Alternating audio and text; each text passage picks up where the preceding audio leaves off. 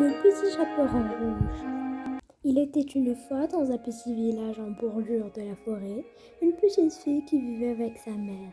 La fillette portait toujours une petite cape rouge, si bien qu'on l'a surnommée le petit chaperon rouge. La cape lui avait été confectionnée par sa grand-mère, qui habitait une petite maison douillée dans les bois.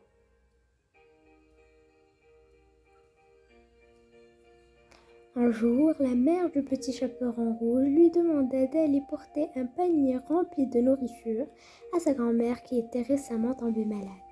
Le petit chaperon rouge était fier que sa mère lui attribue une tâche aussi importante. Ne tarde pas en chemin et sois prudente, avertit sa maman, et n'adresse surtout pas la parole aux étrangers que tu croiseras sur la route.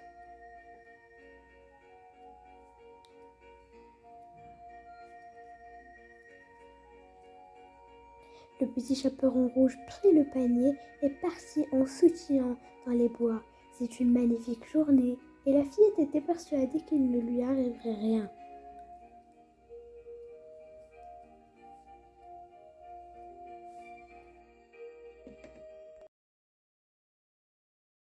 Elle rencontra soudain un loup qui fut bien tenté de la manger, mais il n'osa pas car des bûcherons coupaient du bois non loin de là.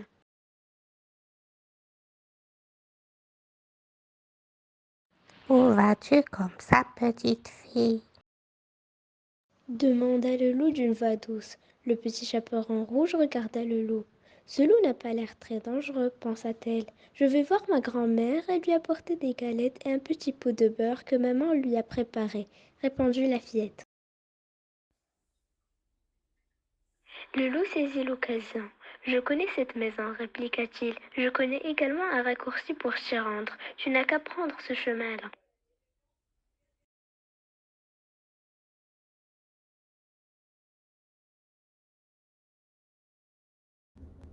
Le petit chaperon rouge remercia le loup. C'est très gentil de votre part, monsieur le loup, dit-elle. Merci de votre aide. Puis elle poursuivit sa route par l'autre chemin. Tandis que le petit chaperon rouge marchait dans la forêt, elle aperçut des fleurs sauvages. J'ai amplement le temps, se dit-elle. Lorsqu'il arriva, il frappa 3 petits coups à la porte. Qui est là? Demanda la grand-mère. C'est moi, grand-mère, répondit le loup en changeant sa voix. Je vous ai apporté des galettes et un petit pot de beurre. Puis-je entrer? La chevillette et la bobinette, chéra. Répondit la grand-mère qui était trop faible pour se lever. Le loup entra dans la maison sous les yeux ébahis de la grand-mère. Il se jeta sur le lit et avala la vieille femme d'une seule bouchée. Le loup enfila ensuite une robe de nuit et un bonnet qui appartenait à la grand-mère. Puis il alla se coucher dans le lit et attendit le petit chaperon rouge.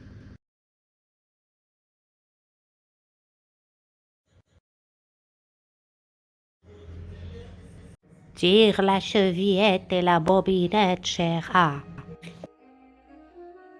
Elle trouva que sa grand-mère avait l'air beaucoup plus étrange que d'habitude. « Grand-mère, que vous avez de grandes oreilles, dit-elle. C'est pour mieux t'entendre, mon enfant. Répliqua le loup.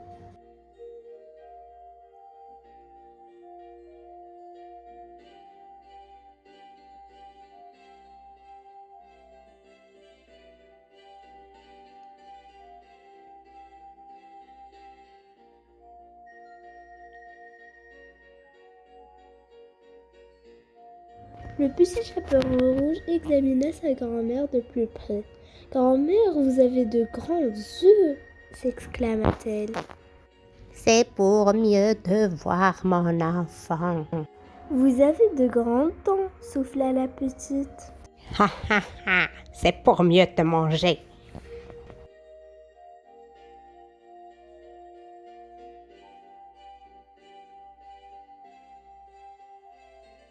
Sur ces paroles, le loup se jeta sur le petit chaperon rouge et l'avala tout rond. À présent rassasié, le loup tomba dans un profond sommeil.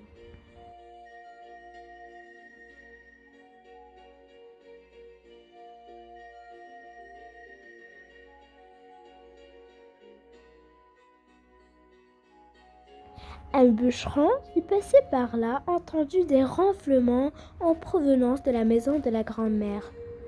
Comme c'est étrange, pensa-t-il. Il décida d'aller jeter un coup d'œil pour s'assurer que tout allait bien. Il ne fut pas surpris de voir un loup endormi, le ventre bien tendu sur le lit de la grand-mère.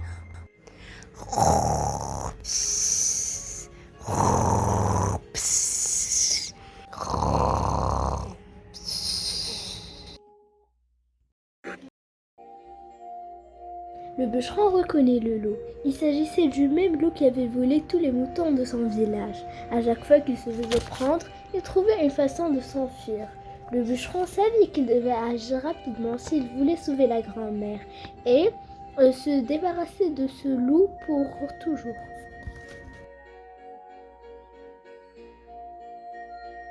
Le bûcheron décida de ne pas réveiller le loup. Il coupa précautionneusement le ventre de l'animal et fut stupéfait d'y découvrir non seulement la grand-mère, mais également le petit chaperon rouge.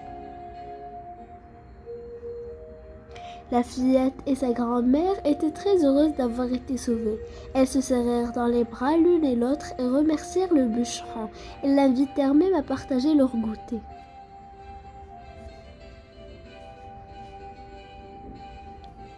À partir de maintenant, j'y penserai à 2 fois avant de parler à un étranger, se dit le petit chaperon rouge, et ils vécurent heureux, sauf le loup, qui n'allait dorénavant plus importuner personne.